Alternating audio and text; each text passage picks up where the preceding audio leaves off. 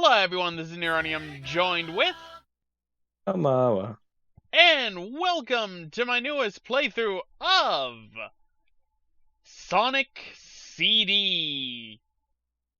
Yay. This is not the first time we've recorded this, fun fact. Nope.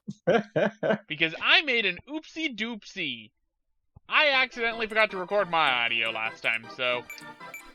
My good co-host here now knows exactly what happens in Sonic CD, as it was the first time he'd actually seen a full playthrough of the game. Yeah, so now I have experience and can formulate their opinions. There we go. So, anyway, Sonic CD was created and developed by Sonic Team, published in 1993 for the Sega CD.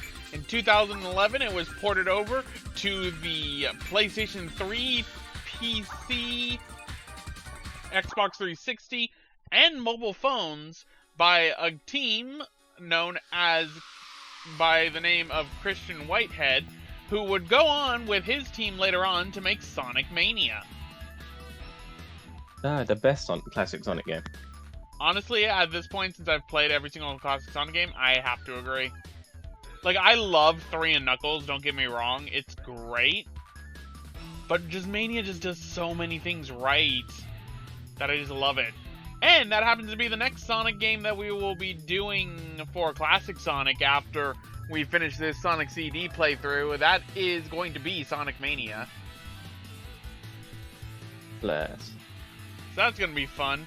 Especially since Sonic Mania has a lot more stuff for me to do now with the DLC. But we're not in Sonic Mania, we're in Sonic CD. Now, the interesting thing about Sonic CD, I am playing this on the PlayStation 3 version of the game. Originally, if you remember when I had done the Sonic 3 and Knuckles playthrough, I mentioned I was going to do the Sonic Origins version of Sonic CD. I have decided against that because Sonic Origins at this time, while not a complete buggy mess, has a lot of collision issues, and Sonic CD is already a game known for its collision issues, so I don't think we need more collision issues. Nah, we probably do. It's hard mode. Fallout mode. No, I don't want to repeat a Fallout mode, thank you very much. Why not? Because I don't need it. So, here we are in our first stage, Palm Tree Panic. Now, how will this playthrough be handled? We will be getting all of the robot generators for this one, because I am not good enough to get all of the time stones. Something that makes me upset every single day. Because I will show off all the time stone special stages in this playthrough. I just won't get them. Not out of a not wanting to, but because of I suck at classic Sonic special stages. They are like a completely different game. They're different every single game. Which, I mean, that's fair. But then again, I want my blue spheres back, which is why I'm glad that Mania brought those back. Even if they don't get you Chaos Emeralds. Yeah. Blue spheres are the best of the special stages. They honestly are. I love the blue spheres for special stages because while it's all about reflexes and timing, and that's something I'm kind of bad at, they are still fun to play. Unlike Half Pipe, where if you have Tails with you in Sonic 2, then you're not getting Chaos Emeralds. Yeah, Half Pipe's stupid nonsense. Tails decides to go, hey, Sonic, that's a bomb. Don't touch that, Tails. We need those to get the Chaos Emeralds. I'ma touch it. I'ma do it. Don't you do it. And then you hear him go, boom. And there goes your chances of getting a Chaos Emerald. Wing sound effects. So much pain. But how does Sonic CD in terms of mechanics work? Well, Time travel is the name of the game. If the titular time stones weren't indicator of that. Basically what you do is you go either into the past or into the future. The past is where you're going to want to go in order to be able to get the robot transporters / robot generators, because they're only available to be destroyed in the past. There is also another thing in the past, and they are Metal Sonic holographic generators. Those do not count towards the good ending of Sonic CD. Either getting all the time stones will get you the good ending to Sonic CD, or getting the robot transporters all destroyed in each zone of the game will do just that. So yes, you do have to go into the past in every single zone, which is kind of tedious and wouldn't have to be an issue if I, was good at special stages. But hey! I mean, this game isn't long anyway, so it's fine. It's fine. Never mind the fact that I stink at it, but it's fine. It's okay. I mean, honestly, I do like going to the past, because most of the time, the past stuff is fun, such as destroying robot transporters, like that one. Whenever you destroy a robot transporter, all of the... Oh, so close. Ah! Destroying all of the robot transporters will destroy all the badniks in an area, and then if you destroy all of the Metal Sonic holographic generators, you will end up getting a little animal critter to follow you around, or they'll be dancing around because, Metal Sonic's holographic generator isn't, tormenting them. Don't know how a hologram can torment woodland creatures, but it can. Yeah, it's just really annoying. Yeah, I know. I mean, the flashing. Have you seen the flashing? It's terrible. It's so low res. Come on, Eggman, you can do better. I know it was the 90s, but come on. It's just flipping low flipping quality hologram. Glorious 240p! Nah, I shouldn't be saying that. 240p is actually good. Although for you, in Europe, it was 288, I believe. Oh, flip for real? Yeah. Yeah, Europe... Well, Europe also had RGB SCART, which was nice. You don't? No, we don't have SCART natively. Wow. It's because SCART was designed... We have... But as the trade-off, we have component, you don't. Oh, okay, yeah. Fair enough. Technology is wild. Well, it also doesn't help that for the component, it was only really used in the 6th generation onward. Because... And even then, Sega didn't use it. They used VGA, which was still pretty future-proofing, if you ask me, for the Dreamcast. But unfortunately, we do not have VGA monitors really anymore. Everything is different nowadays. Everything's all about DisplayPort or HDMI 2.1. Gone are the days of glorious 240p and 480i and CRTs. Which sucks, because the trade-off is we can't play light gun games anymore. Yeah. Truly a loss. I mean, I can with the Sinden light gun, and I do own one, but I want to use it with, like, an actual console one, which I'm going to have to get a Raspberry Pi if I want to do that, and interface the Sinden light gun with it. 'Cause that'd be fun, because then I could play games like Time Crisis.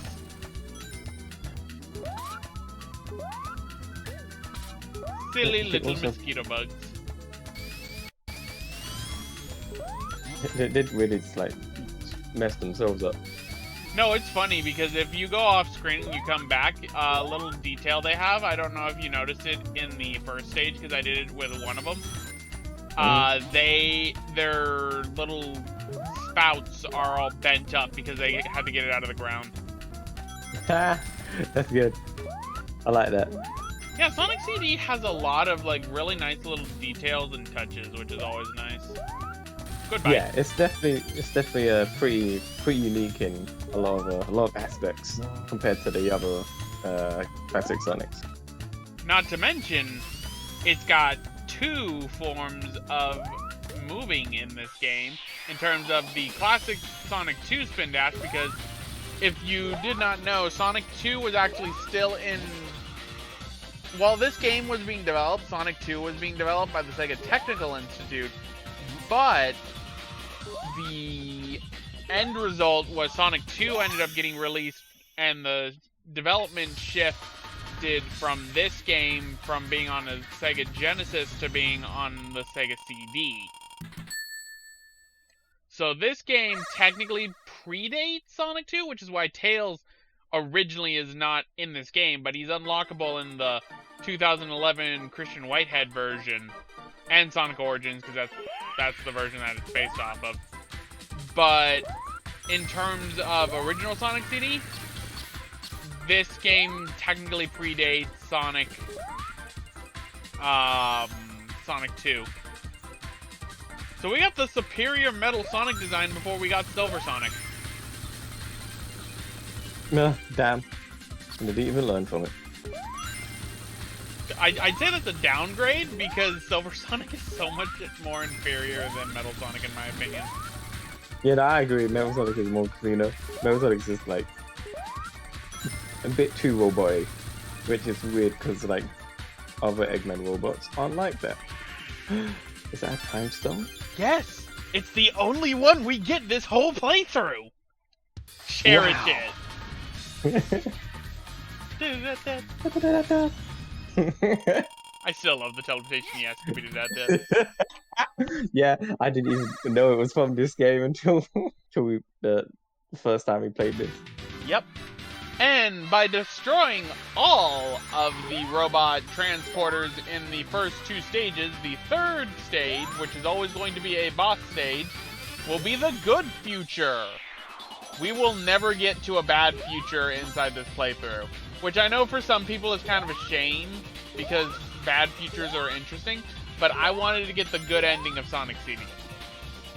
It's a shame for me, because the bad futures have like my favorite songs. Yeah. Hey, look, it's the joke boss. It's ridiculous. God damn.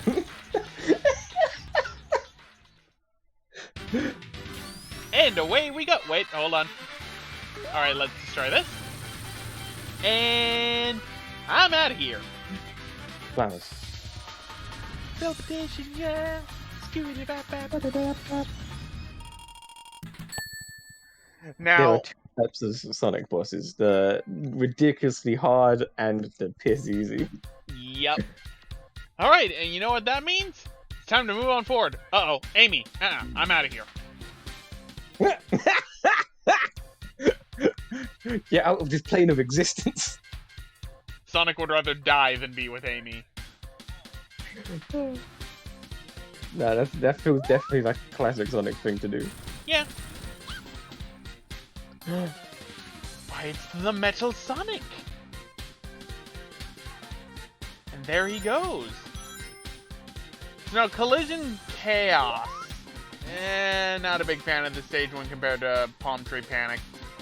It's weird, because Sonic games seem to have this thing, at least with 1 and 2, well, with 1 and CD, I should say, where everything, like, the first stage is super solid, like, it really draws you in, and then the second stage is like, no. Why? Yeah, it's they front load the bit of the early stages, and then the second one is like this weird gimmicky thing. Well, I mean, all these stages have a gimmick of some kind. That is true. That is a big thing for CD. However, this one's a not a good gimmick. It's just kind of slow and clunky. Yeah, because they didn't know how to do the bumpers correctly until Sonic 2. And they didn't go back and learn from it. Nope, Sonic 4 did not learn from it. Well, they kind of learned from it. They kind of learned from it in the special stages for, like, checkpoint goalposts in Sonic 3, because there's bumpers in that one that work properly. Mm-hmm. But then again, Sonic 3 was co-developed by Sonic Team and Sega Technical Institute, so... It's a shame Sega Technical Institute couldn't do much more. And it's also a shame that we can't get the Michael Jackson songs naturally inside of Sonic Origins. Yeah. Because they're good songs. Mm-hmm. Even though there's literally only 3. But those 3 are just so good. For real. Well, I should say 2 Michael Jackson songs and a song for a band he was managing that, you know, didn't release the song that was in the game. And that one happens to be my favorite one. Bless to Ice Cap Zone. Oh, yeah, that is indeed one of the Sonic songs of all time. I love Ice Cap Zone. It's good. But honestly, However, Mania is pretty good with Press Garden, I'm not gonna lie. yeah, Mania's got a flipping a ridiculous soundtrack. Done by the talented T. Lopes. It's funny how the Sonic fans seem to understand the games a little bit more in terms of classic Sonic than Sega themselves at this point, but oh well. Yeah. Here's to hoping for Frontiers turns out to be really good. I'm really excited for Frontiers, but I'm also, like, very hesitant. Yeah, it's that typical, like, modern Sonic dilemma of, yo, but this looks really good. It could be terrible. Exactly. And especially because, like, I hated Forces. It's no secret I did not like Forces. Yeah. And the DLC did not help with Infinite at all. It hurt his character more than anything. He's not weak. He's not weak. But don't worry. They have now Child Infinite from Frontiers. Wait, Child Infinite? You haven't seen that new... Her name's Sage. She runs the islands in Sonic Frontiers that we know about. And... And Sage pretty much has the same, like, design patterns and, like, red aura effect as Infinite Phantom Ruby does. Oh. Yeah, no, I ain't seen any. I didn't know we even seen any new characters from Frontiers yet. We've seen her design and we've been told about her, but other than that, all we know is that she might be just better Infinite. That'd be wild if they're so excited for this new character that when he flopped, they had to remake him. Do it again. Also, it doesn't help that now we can't search up Sonic Sage anymore. Ah, I see what they did. Yeah, I know. They did that on purpose because they're like, oh, look at all the people looking up our character and not the fan game event called Sonic Sage. Oh, that's a real Nintendo move. Yeah, it is. I guess Sega does what Nintendo also does. Who'd have thunk it? Alright. However, I do still really appreciate is how this game has does the different timelines, whereas the past is more natural, where as if it's building what you see in the future or the present part of the stage. It's real good. Yeah, it is really, really good. Like, this game is very ambitious because you also have to think in mind, like, they had to program the fact that you can teleport anywhere and end up inside a part of the geometry of the past that would be different, or the future that would be different from the present. Yeah. So on a technical level, this game is very impressive, which is why I was so sad that Sonic Origins had so many collision issues, because this Should have game... been the opposite. I know.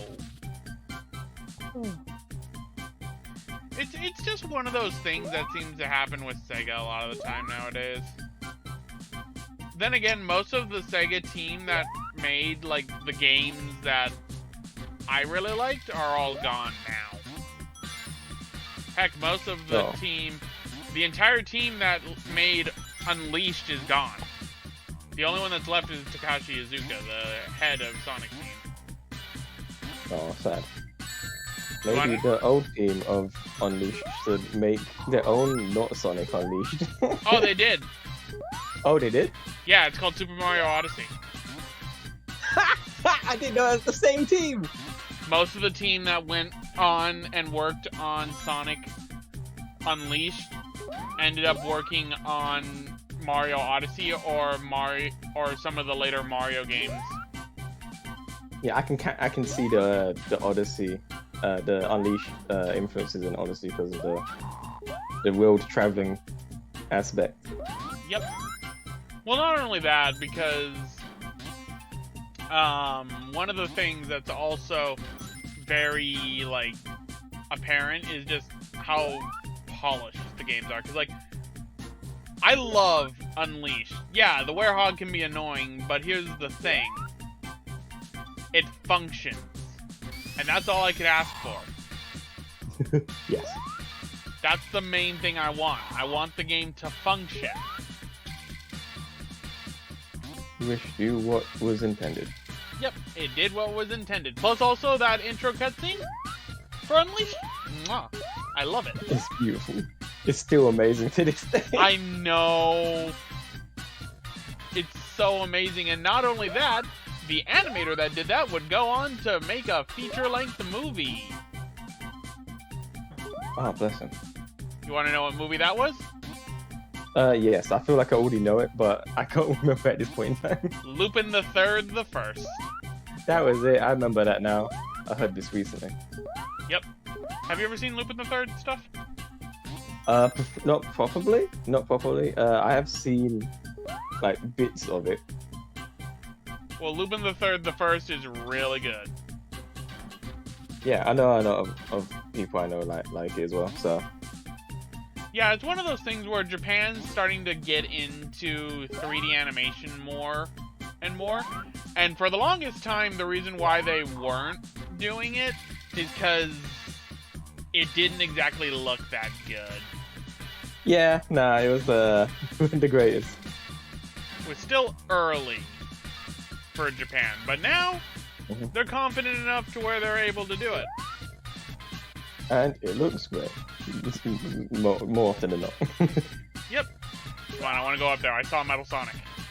Let me up there. You can do it. I believe in you. No, I can't because I get the timing wrong by 1 second.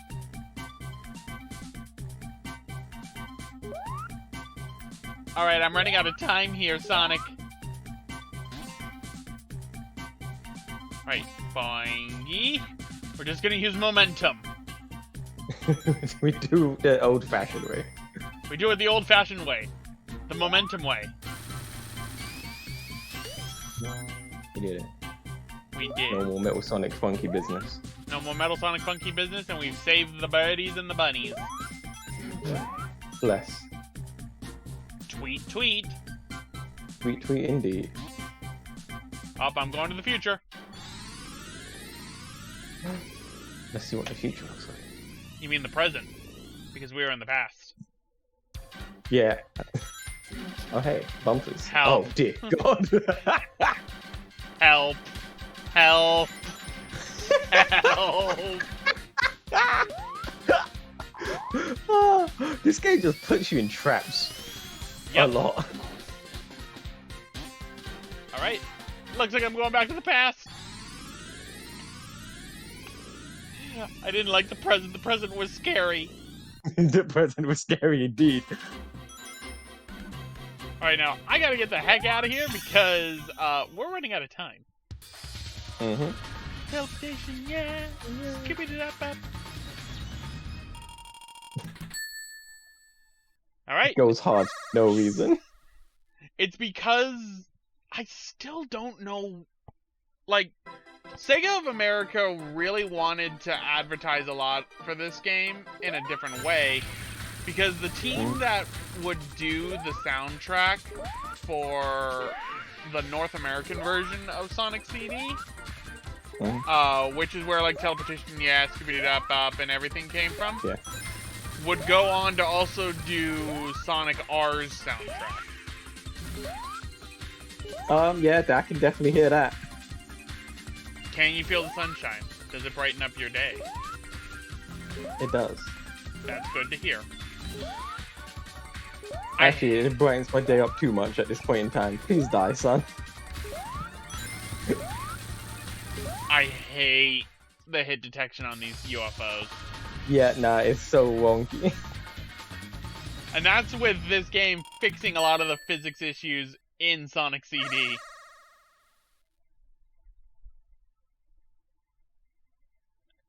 What I'm hearing is that this game should get remade. It did in Sonic Origins, and by that I mean they just ported over this version to Sonic Origins. Poorly. Yep. Although they're apparently Sonic Team's looking at fixing it now, so. Oh yeah, I forgot they can do that. Did they ever fix colors? Yes, to a degree. Okay.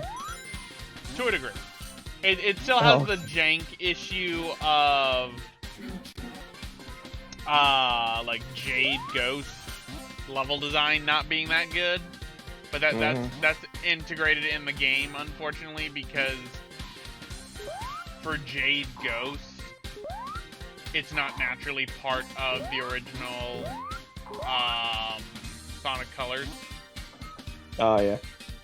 And honestly, Sonic Colors Ultimate could have done a lot more. For me, as someone who is just looking for it as, like, okay, colors, but with a higher resolution, I was fine. But they should have done a lot more with it. Yeah. Like, in terms of presentation and everything, it was very lacking, which is a shame because Sonic Colors is still my favorite 3D Sonic game. Yeah, it was everyone's favorite 3D Sonic, like, more than 3D Sonic for a while, wasn't it? Yeah, don't go on Twitter and say that, though. Yeah, there's been a shift. Just like there always is a shift. Because Sonic fans... Because part of the problem is Sonic fans don't know exactly what they want because Sega has made 3 types of Sonic fans. Yeah. Because they've always had this issue with Sonic, where they're like, okay, that was good. Instead of building on what made it good, we are going to completely scrap everything and start from the beginning again. That was especially apparent in the classic game. Sonic 1 to CD is a huge shift. Then CD to 2, 2 to 3, and then Mania just combines everything and just makes it more cohesive. Yeah. But 3D Sonic especially they did. It's like you start off with the adventure games. Okay, the physics are different and how they structure the game is different. But then you go to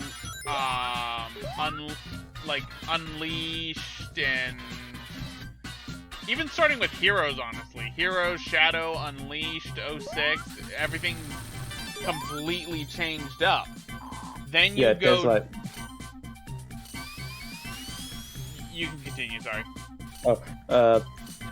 There's like no consistency with even like the Adventures formula. People were like 1 and 2 just felt completely different. They had similar ideas on paper, but execution they were like nowhere near the same. Yeah, and honestly, I'm more of a fan of Sonic Adventure 1 because like Spin Dash breaks the game, and I love it. Yeah, no, 1 is so good. I love just breaking the game in 2 with the Spin Dash.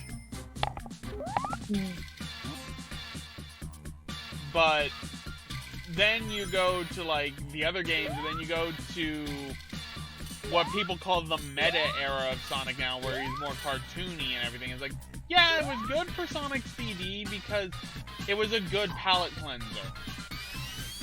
But then they kind of kept going with it. You mean colors? No, after colors, like with Lost World and... No, you said Sonic CD. Oh, Sonic CD. Oh, whoops, my bad. Yeah. But you understand what I'm saying, where it's like... Yeah.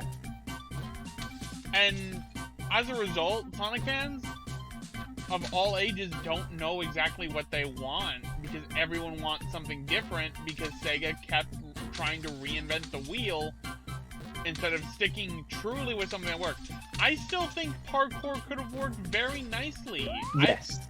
I still think that was the biggest underutilized thing, which is funny because a lot of people are like, oh, Lost World is boring. Honestly, I agree, but Sonic Lost World on the 3DS is better than Sonic Lost World HD.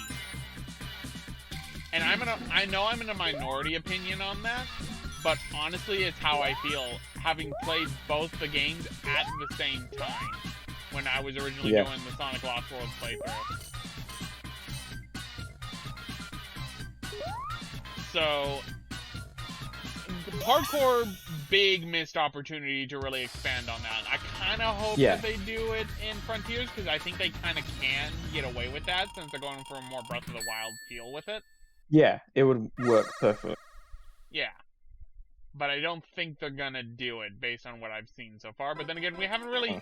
The marketing of Frontiers is weird. Yeah. They're just, like, shadow-dropping stuff. And then they're like, oh yeah, here's this. Here's a bunch of footage from IGN of a person just messing around on a beta build. Yeah, I think they're cautious. I don't think they want to like have a Sonic Forces situation on their hands. I still think I was there at the 25th anniversary party. I was excited for Sonic Forces because Eggman won. He's been doing this for 25 years, and he finally won.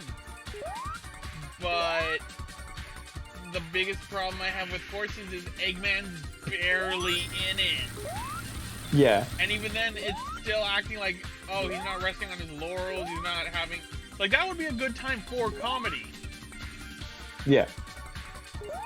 Because it's like, oh, hey, Eggman is...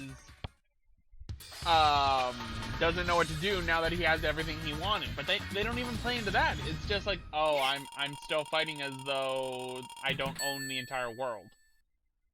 Yeah. And the best thing about Forces to me was the character creation. But other than that, not that much. I honestly see myself not coming back to Sonic Forces for a long time, if ever. Modding it can be fun, but mods shouldn't make the game fun. The game should be fun on its own in the first place. Then again, it also helps that I didn't pay that much for Sonic Forces. Yeah, that's definitely a plus, I suppose. A redeeming factor. Yeah, I paid it wasn't as expensive. I paid $10 for it. Why is that? Why is that? Amazon was trying to get rid of stock.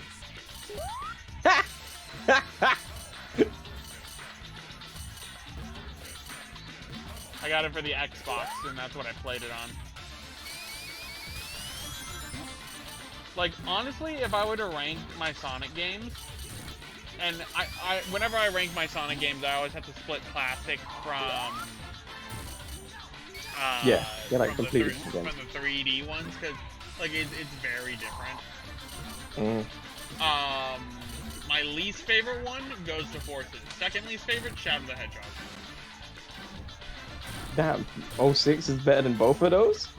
06, I could see now what they were trying to do, but the execution and a lot of things was really bad. Also, hello, I just fell through that spring. Don't mind me. Yeah. Oh, I just did it again.